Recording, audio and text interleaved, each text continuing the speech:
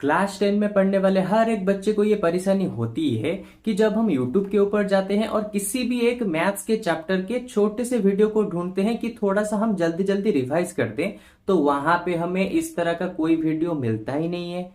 जो भी वीडियोस मिलते हैं वो बहुत बड़े बड़े 2 घंटे 3 घंटे 4 घंटे इस तरह के वन शॉट बहुत बड़े बड़े वीडियोस होते हैं। लेकिन एग्जाम के टाइम पे इतना ज्यादा टाइम तो होता ही नहीं है, तो इसीलिए हम रिवीजन भी नहीं कर पाते। छोटे छोटे वीडियो शॉर्ट वीडियोस तो हमें मिलते ही नहीं है जहां पे पूरे के पूरे चैप्टर को अच्छे से समझाया गया हो।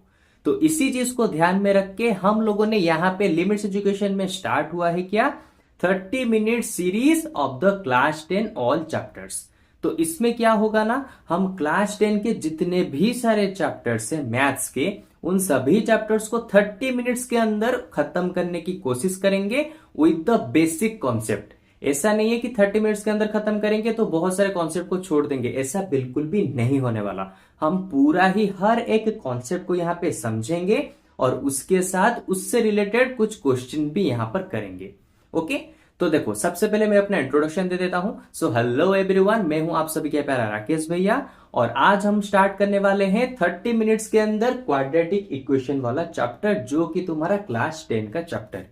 ओके, तो देखो सबसे पहले जो क्वाड्रेटिक इक्वेशन का जो जनरल फॉर्म होता है वो होता है A X square B X plus C. ठीक है, ये तो तुम्हें थोड़ा सा अगर दिक्कत आ रहा है तुम्हें समझने में, तो इसको मैं शॉर्टकट में तुम्हें समझा देता हूं। ये एक तरह का क्या दिया है, एक तरह का एग्जाम्पल दिया है कि भाई इस तरह के सिचुएशन में जो कोई भी इक्वेशन होगा उसको कहा जाएगा क्वाड्रेटिक इक्वेशन।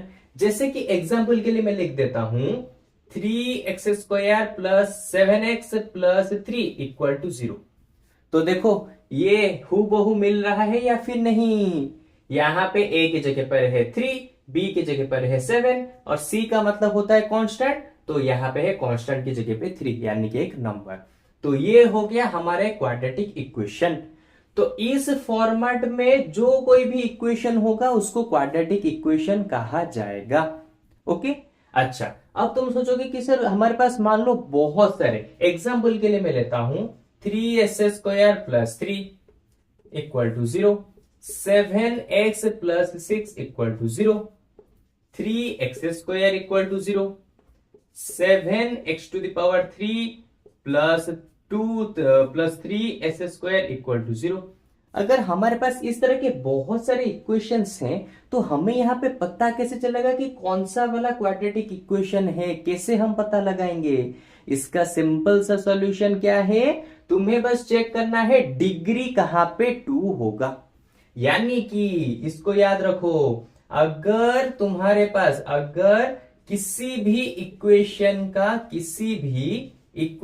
का डिग्री अगर 2 होता है तो उसको क्वाड्रेटिक इक्वेशन कहा जाएगा। और डिग्री का दूसरा नाम होता है highest power in the equation, उसको कहा जाता है डिग्री। किसी भी इक्वेशन के अंदर जो हाईएस्ट पावर होते हैं यानी कि वेरिएबल्स के जो हाईएस्ट पावर होते हैं उसी को डिग्री कहा जाता है। ओके, तो देखो ये तो हमारा क्वाड्रेटिक इक्वेशन है। यहां पे वेरिएबल्स का हाईएस्ट पावर कितना है, यहां पे x का पावर है 1, यहां पे x का पावर है 2, तो यहां पे डिग्री आ गया 2।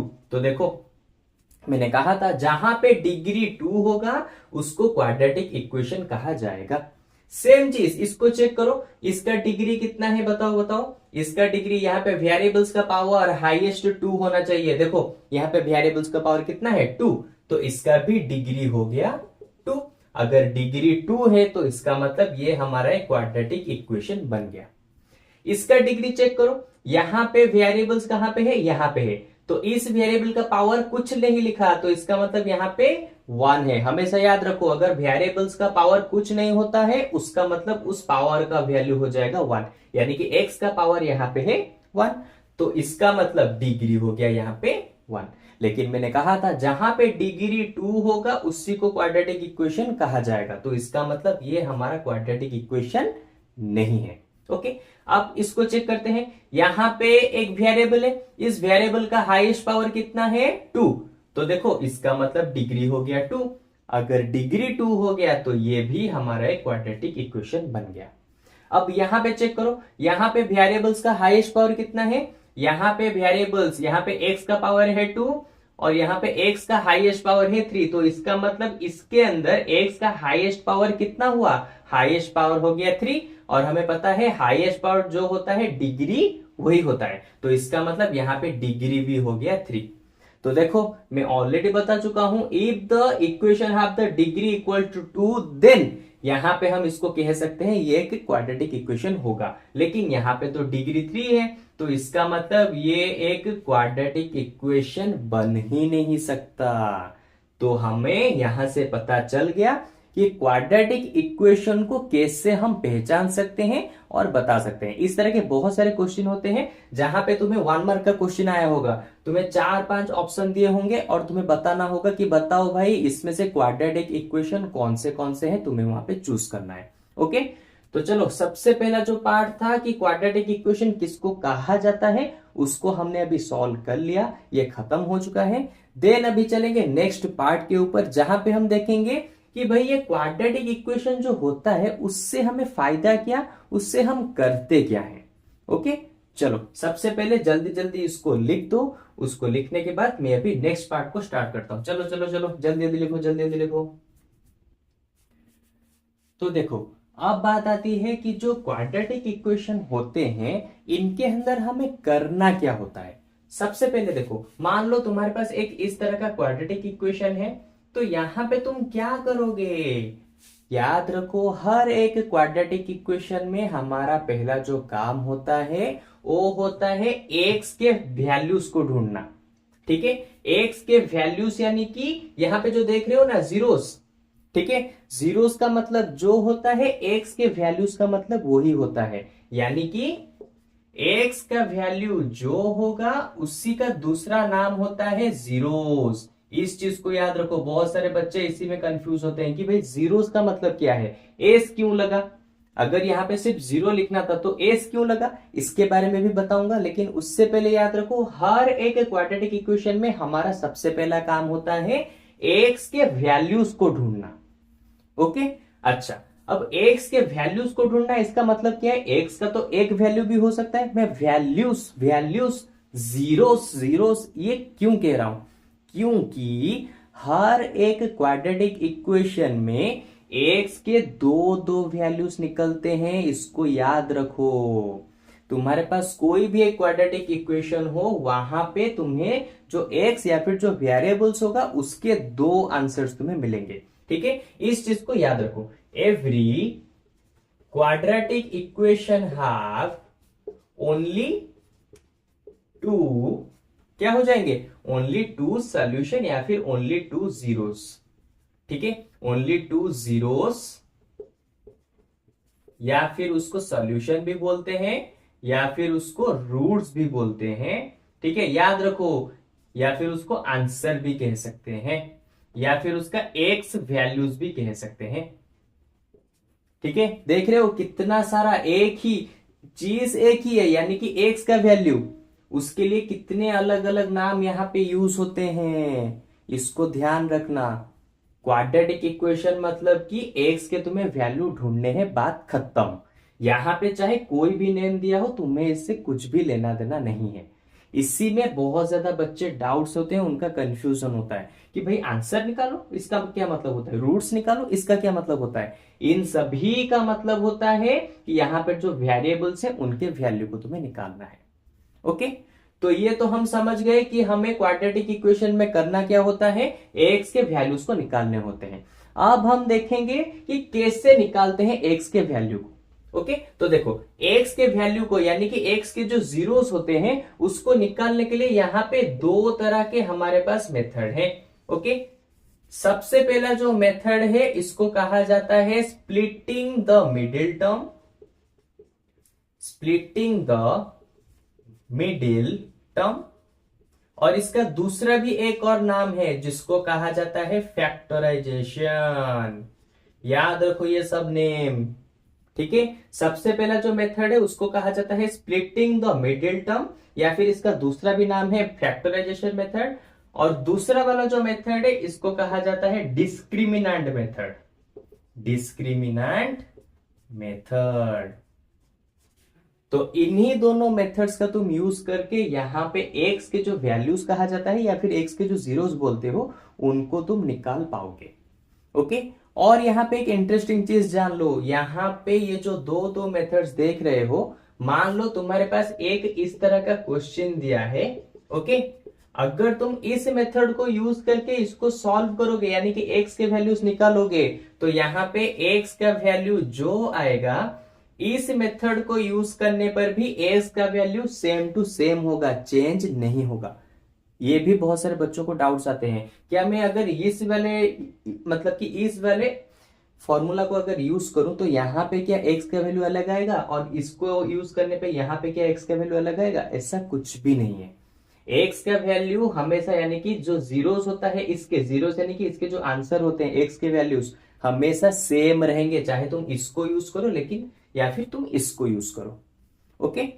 तो अब मैं क्या करता हूं, मैं एक इस तरह का क्वेश्चन लूंगा, ठीक है, और उसी क्वेश्चन को इन दोनों मेथड से तुम्हें सॉल्व करके बताऊंगा, जिससे क्या होगा तुम्हारा सबसे पहला डाउट क्लियर हो जाएगा कि ये दोनों मेथड को कैसे यूज किया जाता है। देन और एक चीज क्या होगा, तुम्हें पता चल जाएगा कि भाई एक ही क्वेश्चन को दोनों मेथड से सॉल्व करने से हमें आंसर क्या मिलते हैं? बिल्कुल सेम टू सेम मिलते हैं। ओके। तो चलो जल्द से जल्द इसको इरेज करो, इसके बाद में एक क्वेश्चन लेके इन दोनों मेथड्स को अभी समझाता हूं। जल्दी जल्दी लिखो, अपने नोट डाउन करो कॉपी में जल्दी जल्दी। तो देखो यहां पे मैंने एक क्वेश्चन लिया है, इस क्वेश्चन को मैं यहां पे अभी यूज करूंगा, यानी कि इस क्वेश्चन को सबसे पहले स्प्लिटिंग द मिडिल टर्म या फिर फैक्टराइजेशन मेथड से सॉल्व करूंगा। देन उसके बाद इसी क्वेश्चन को मैं क्या करूंगा, डिस्क्रिमिनेंट मेथड से भी सॉल्व करूंगा, जिससे कि तुम्हें पता चल जाएगा दोनों मेथड्स कैसे यूज होते हैं। और ये दोनों के दोनों मेथड से जो हम आंसर निकालते हैं एक ही क्वेश्चन का आंसर भी एक ही होता है। ओके। सबसे पहले इसको अच्छे से समझो कैसे यूज किया जाता है।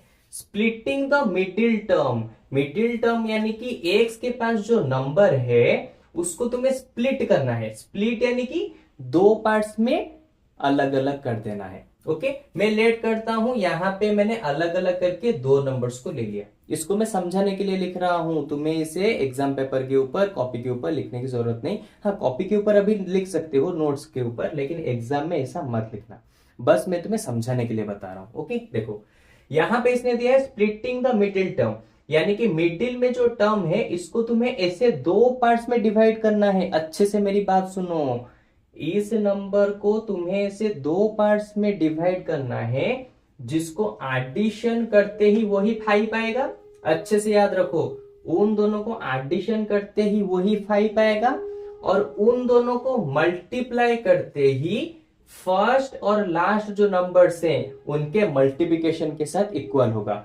फर्स्ट यानी कि एक्स स्क्वायर के पास क्या है? कुछ नहीं है, तो इसका मतलब यहां पे है 1 इंटू, और लास्ट में क्या है? यहां पे है 6। ओके।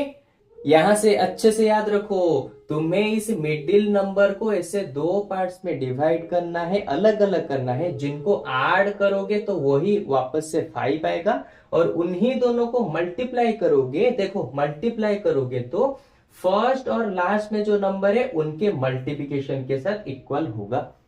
तो ऐसे कौन से दोनों नंबर्स हैं, कैसे फाइंड आउट करें? इसका एक सिंपल सा मेथड है और उस मेथड का नाम क्या है? तुम्हें बस एलसीएम करना है या फिर फैक्टराइजेशन करना है या फिर फैक्टर्स को निकालना है। क्या कैसे निकालेंगे? सिंपल, यहां पे जो मल्टीप्लाई करने पे जो नंबर आ रहा है, देखो 6 इंटू 1 कितना आ गया? 6। इसको बस तुम डिवाइड करते जाओ। कैसे करोगे?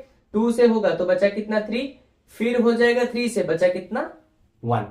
तो देखो यहां पे जो नंबर्स मिल रहे हैं 2 और 3, इसको हम एडिशन करने पे हमें यहाँ पे क्या मिल रहा है? 5 मिल रहा है ना।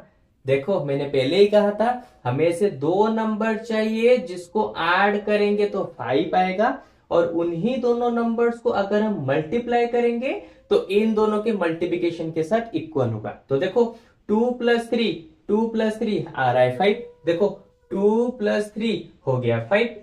उसी तरह से 2 प्लस 2 इंटू 3 हो गया कितना? 2 3 जा 6। सिंपल। तो इस तरह से तुम किसी भी फैक्टराइजेशन मेथड्स को तुम यहां पे निकाल सकते हो बहुत ही इजीली। ओके। तो अब क्या करना है? देखो बहुत सिंपल है। इसके बाद तुम्हें एक्स स्क्वायर माइनस, अरे इसको मैंने इरेज कर दिया, काम करता हूं यहां पे लिख देता हूं तो इजी होगा, क्योंकि यहां पे मुझे थोड़ा सा जगह चाहिए ना, तो मैं इसको यहां पे लिख देता हूं, इजी हो जाएगा।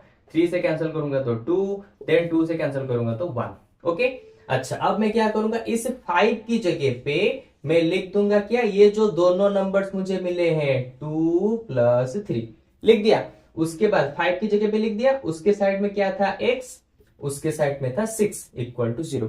हो गया। अभी क्या करना है, x को अंदर मल्टीप्लाई करो, मैं स्टेप बाय स्टेप जैसा कर रहा हूं उसी तरह से तुम्हें करना है, तो एक भी पॉइंट तुम्हारा गलत नहीं आएगा।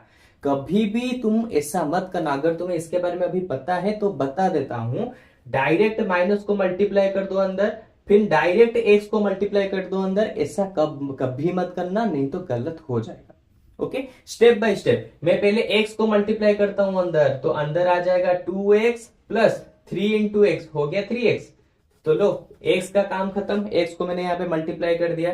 देन अभी क्या करना है, इस माइनस को अंदर मल्टीप्लाई करना है, तो देखो माइनस इंटू 2x तो minus 2x, minus into 3x तो माइनस का 3x प्लस 6 इक्वल टू 0। अब क्या करना है, देखो यहां पे 4 फैक्टर्स है, यानी कि 4 टर्म्स है, तो ये हो गया एक पेयर, ये हो गया दूसरा पेयर। यहां पे अब तुम क्या करोगे, यहां से तुम्हें कुछ कुछ कॉमन लेना है, इन दोनों से कुछ कॉमन लो और इन दोनों से कुछ कॉमन लो। तो इन दोनों से क्या कॉमन जाएगा, देखो इसके पास भी x है, इसके पास भी x है, तो दोनों में से x कॉमन चला गया, तो यहां पे कितना बचा, यहां से x जा चुका है तो यहां पे बचा x माइनस, यहां से भी x जा चुका है तो यहां पे हो गया 2। ओके, अगेन यहां से भी कुछ कॉमन जा सकता है, क्या कॉमन जाएगा, देखो यहां पे है 3, यहां पे है 6, तो मैं क्या कर सकता हूं, यहां पे -3 को मैं कॉमन लूंगा, और यहां पे बचा कितना, -3 चला गया तो बचा कितना x, और +6 से -3 चला गया तो बचा कितना, -2। ओके, अब चाहो तो मल्टीप्लाई करके चेक कर सकते हो, -3 इंटू एक्स -3x, -3 इंटू -2 तो माइनस माइनस, प्लस 3 इंटू 2 हो गया 6। अब मैंने यहाँ पे सिर्फ 3 भी ले सकता था, लेकिन -3 क्यों लिया, वो मैंने इसीलिए लिया क्योंकि देखो ये वाला जो ब्रैकेट के अंदर जो नंबर है और ये वाला जो ब्रैकेट के अंदर नंबर है वो हूबहू होने चाहिए, इक्वल होने चाहिए, एक जैसे होने चाहिए, क्योंकि अभी मैं जो नेक्स्ट स्टेप करने वाला हूं यहां पे इन दोनों को मैं कॉमन लूंगा, इसीलिए मैंने यहां से -3 को उठाया। और तुम्हें भी ये हमेशा ध्यान रखना है कि फर्स्ट ब्रैकेट के अंदर जो होगा सेकेंड ब्रैकेट में हूबहू सेम चीज ही आना चाहिए, तो ये चीज तुम्हें बहुत ज्यादा बेनिफिट करेगा। क्यों, एक बार तुमने अगर फर्स्ट वाले टर्म से क्या किया, कॉमन ले लिया, तो उसी चीज को यहाँ पे तुम कॉपी करके भी लिख सकते हो, क्योंकि हमेशा ये दोनों ब्रैकेट के अंदर जो चीजें हमेशा सेम आती है। ओके, अच्छा अब देखो ये हो गए अभी दोनों टर्म्स, इन दोनों टर्म से अभी क्या कॉमन जा सकता है, ये वाला एक टर्म, ये वाला दूसरा टर्म, ठीक है, तो अभी इन दोनों टर्म्स में से क्या कॉमन जा सकता है, सिंपल, x -2 इसके पास भी है, x -2 इस 3 के पास भी है, तो दोनों में से x -2 को कॉमन ले जाओ, खत्म। अभी बचा कौन, ax और -3, इसको अंदर लिख दो, हो गया x -2 इंटू एक्स -3, यहां पे मैं इक्वल टू 0 देना भूल गया था, अभी दे देता हूं। ओके, तो अब क्या करोगे, देखो आंसर निकल गया, x -2 into x -3 equal to 0, तो यहां पे मैं लिखूंगा x -2 इक्वल टू 0, यहां पे मैं लिखूंगा x -3 इक्वल टू 0, तो देखो x -2 equal to 0, x -3 equal to 0। अभी क्या करना है, x रहा -2 इस तरफ चला जाएगा तो हो गया प्लस का 2, यहां पे x रहा -3 इस तरफ हो चला गया तो हो गया प्लस का 3। तो इसका मतलब हमें यहाँ पे x के 2 वैल्यूज मिल गए, क्योंकि हमें पहले से पता है क्वाड्रेटिक इक्वेशन में x के 2 वैल्यूज ही मिलते हैं। तो देखो इस क्वेश्चन को हमने इस मेथड से सॉल्व करके देख लिया कि कैसे सॉल्व होता है। अब मैं क्या करता हूं, इन दोनों वैल्यूज को यहां पे लिख देता हूं, क्योंकि मैं अभी इसी क्वेश्चन को डिस्क्रिमिनेंट मेथड से समझाने वाला हूं। अब मैं आंसर भी चेक करूंगा कि यही दोनों आंसर आते हैं या फिर नहीं। ओके, तो चलो जल्दी जल्दी इसको लिखो लिखो लिखो, उसके बाद मैं रब करके डिस्क्रिमिनेंट मेथड को यहां पे समझाऊंगा। जल्दी लिखो जल्दी लिखो जल्दी। तो अब हम लोग देखेंगे कि डिस्क्रिमिनेंट मेथड से हम किस तरह से क्वाड्रेटिक इक्वेशन को सॉल्व करते हैं। ओके, तो डिस्क्रिमिनेंट मेथड का मतलब होता है यहाँ पे एक फॉर्मूला है, जिस फॉर्मूले को तुम यूज करके यहाँ पे इसके एक्स के जो वैल्यूज है उसको निकाल सकते हो। ओके, तो वो वाला फॉर्मूला क्या है, देखो x equal to minus b plus minus b square minus 4ac divide root over by 2a। ये है फॉर्मूला जिसको तुम्हें याद रखना है। और एक चीज भी मैं यहाँ पे बता देता हूं, अंदर जो देख रहे हो ना बी स्क्वायर माइनस 4ac, इसको डिस्क्रिमिनेंट कहते हैं, यानी कि इसको कैपिटल डी भी कभी कभी कहा जाता है। ओके, तुम अपने बुक में देखे होगे इस तरह से minus b plus minus b square minus 4ac की जगह लिखा हुआ होता है डी डिवाइडेड बाय 2a, क्योंकि इस कैपिटल डी का मतलब जो होता है इसका मतलब भी वही होता है। तो इन दोनों में से किसी को भी लिखो, तुम्हारी मर्जी, दोनों का आंसर सही आएगा, दोनों का मतलब भी सेम ही है। ओके, तो ये तो मैंने बता दिया फॉर्मूला होता है। अब तुम्हारा डाउट आएगा कि सर मैं यहां से बी कहां से लाऊं, ए कहां से लाऊं, सी कहां से लाऊं। इस चीज को तुम्हें सॉल्व करने के लिए फर्स्ट मैंने जो बताया था जनरल फॉर्म क्वाड्रेटिक इक्वेशन का, उसको याद करो। A X square plus B X plus C equal to 0, क्योंकि इसको देखकर ही तुम बता सकते हो यहाँ पे बी ए सी क्या क्या होंगे। ओके, तो मैं सबसे पहले यहां से ए बी सी क्या क्या होंगे इसको निकाल देता हूं। ओके, तो देखो सबसे पहले ए निकालेंगे, देन निकालेंगे बी, देन निकालेंगे सी। तो देखो सबसे पहले ए क्या होता है, एक्स स्क्वायर के पास जो नंबर होता है वो होता है ए, यानी कि एक्स स्क्वायर का कोफिशिएंट। तो एक्स स्क्वायर के पास का कोफिशिएंट यहाँ पे तो कुछ भी नहीं है, तो कुछ भी नहीं है इसका मतलब यहाँ पे है 1, तो ए का वैल्यू हो गया 1। अरे सिंपल सी चीज, अगर सिर्फ एक्स लिखा है, अगर मैं पूछूं एक्स के साथ कितना नंबर यहाँ पे मल्टीप्लाई होकर है, तो सिंपल 1 मल्टीप्लाई होके है। 0 कभी मल्टीप्लाई होके रह सकता है, ये तो पूरा टर्म हमारा 0 बन जाएगा ना। अगर यहाँ पे सिर्फ x है तो इसका मतलब यहाँ पे 1 मल्टीप्लाई होकर है। ओके, तो देखो a का वैल्यू हमें पता चल गया, हो गया 1। देन b जो होता है x का कोफिशिएंट, यानी कि x के पास जो नंबर होता है, तो x के पास नंबर क्या है, माइनस का 5। यहाँ पे तुम्हें साइन को भी ध्यान में रखना है, साइन भी यहाँ पे जाएगा माइनस का 5। देन आता है c यानी कि कांस्टेंट, कांस्टेंट यानी कि लास्ट वाला जो नंबर, तो यहाँ पे लास्ट वाला नंबर है 6। बात खत्म।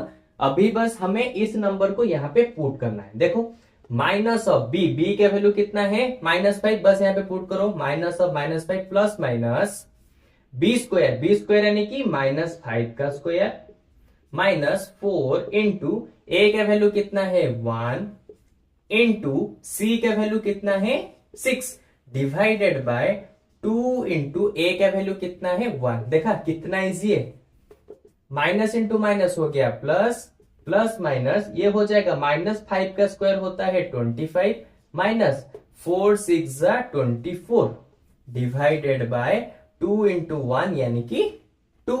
सिंपल। अच्छा अब क्या करना है, देखो 5 प्लस माइनस, यहां पे मैंने x लिखना भूल गया, लिख देता हूं, प्लस माइनस 25 से 24 चला जाएगा, तो आंसर कितना आएगा, सिंपल 1 का रूट ओवर डिवाइडेड बाय 2। फिर यहां पे देखो x equal to 5 plus minus root over 1 divided by 2, तो 1 का रूट ओवर कितना होता है 1, तो 5 प्लस और माइनस डिवाइडेड बाय 2। तो लो आंसर अभी निकल गया हमारा, बस लास्ट के 2 स्टेप में हमारा आंसर हमारे सामने होगा। कौन सा लास्ट 2 स्टेप्स, देखो x equal to 5 plus minus divided by 2 plus minus of 1 divided by 2। इसका मतलब ये है x के यहाँ पे 2 तरह के वैल्यूज को हमें लेना है। सबसे पहले लेंगे 5 प्लस 1 डिवाइडेड बाय 2, याद रखो क्योंकि यहाँ पे प्लस माइनस दोनों हैं। 5 प्लस 1 डिवाइडेड बाय 2, देन हम लेंगे 5 माइनस 1 डिवाइडेड बाय 2। ये हो गए हमारे 2 तरह के टर्म्स। सिंपल। अभी क्या करना है, x इक्वल टू 5 प्लस 1 होता है 6 divided by 2, x equal to हो गया 2 से 6 कैंसिल, बचा 3। यहाँ पे x इक्वल टू 5 से 1 जाएगा तो बचा 4 डिवाइडेड बाय 2, यहाँ पे हो गया 4/2 यानी कि सिर्फ 2।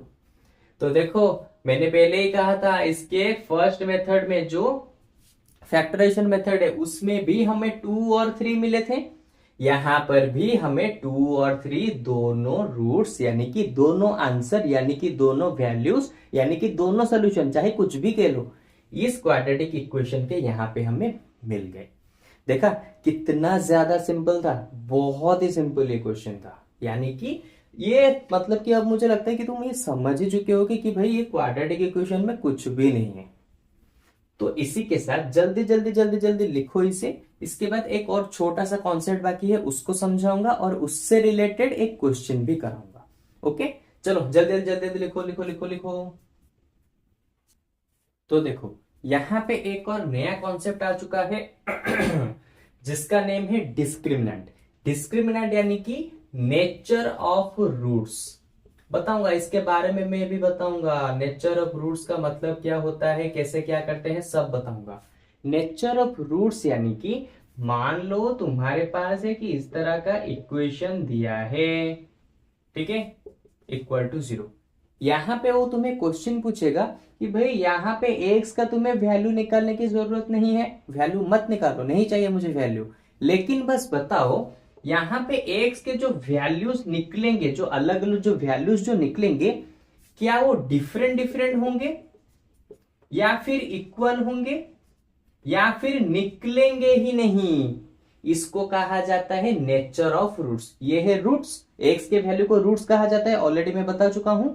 और ये वाला जो इसका जो नेचर, नेचर यानी कि क्या ये डिफरेंट होगा, क्या ये दोनों इक्वल होंगे, क्या ये दोनों निकलेंगे ही नहीं, इस चीज को हमें बताना पड़ेगा।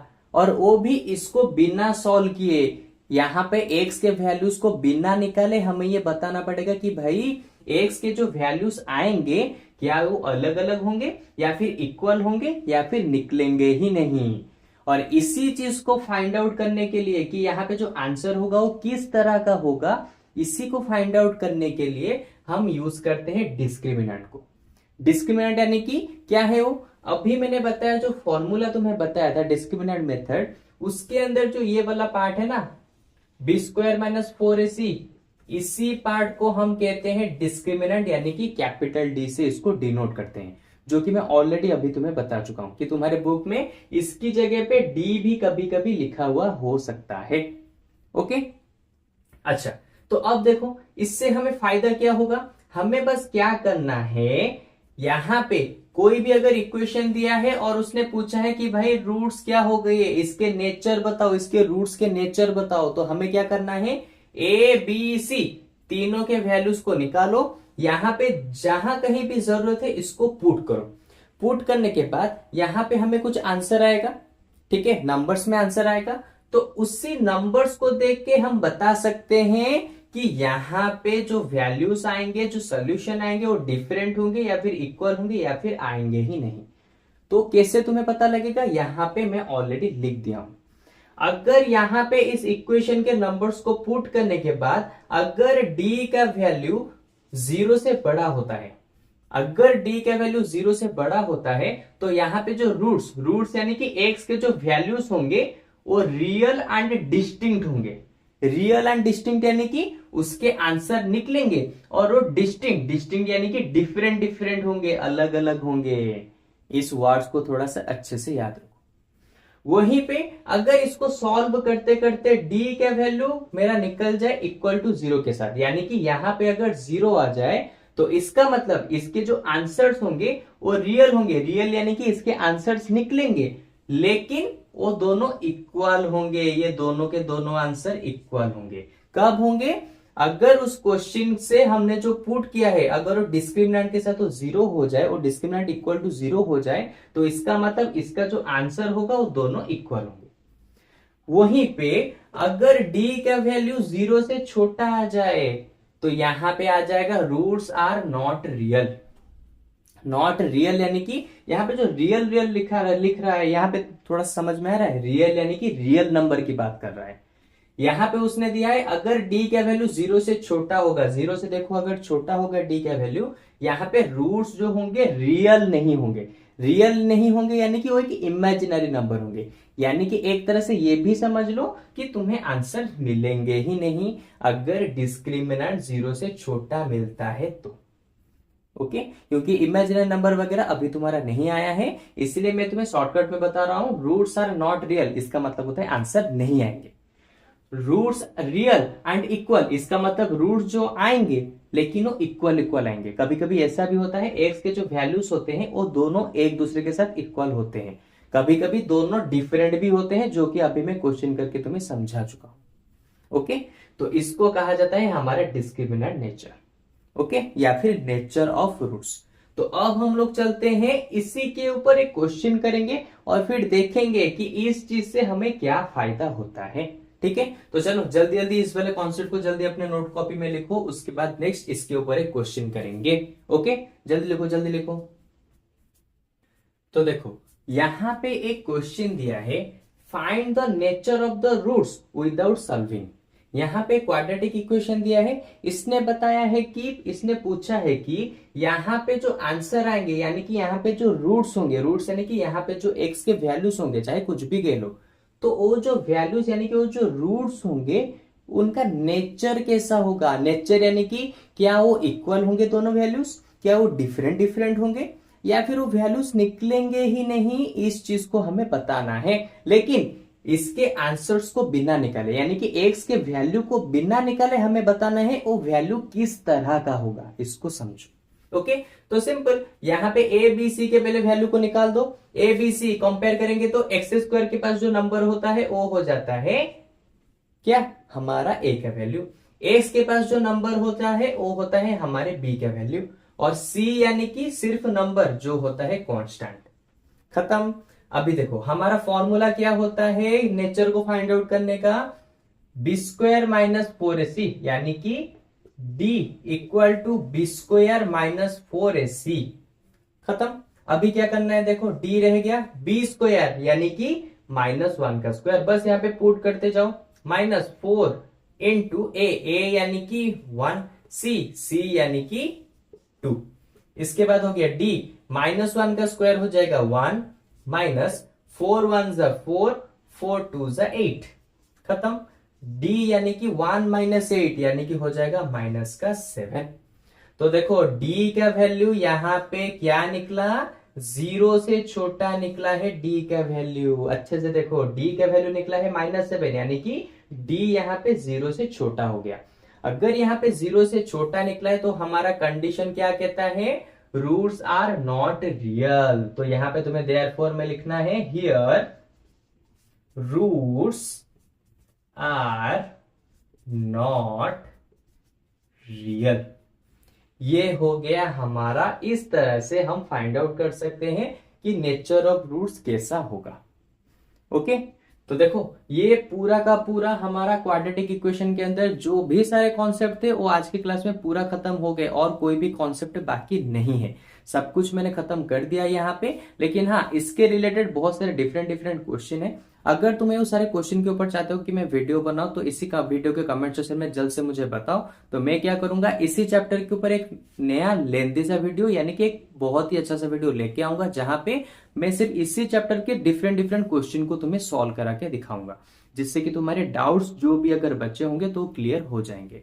ओके, तो चलो आज की क्लास में बस इतना ही। होपफुली तुम्हें ये क्लास बहुत ज्यादा पसंद आया होगा, और हाँ, अगर तुम्हें वीडियो बहुत ज्यादा पसंद आया है और तुम चाहते हो कि अपने दोस्त को भी मदद करना, तो अपने किसी भी एक मित्र को मदद करो, इस वीडियो को उसके पास भेजो, ताकि वो भी 30 मिनट्स के अंदर अपने पूरे के पूरे जो रिवीजन है क्वाड्रेटिक इक्वेशन को लेके उसको सॉल्व कर सके। ठीक है, तो चलो आप मिलते हैं इसके जस्ट एक न्यू सी वीडियो में, इसी तरह के 30 मिनट्स के अंदर एक नए से एक और चैप्टर को हम लोग सॉल्व करते हैं। ओके, तो चलो बाय बाय।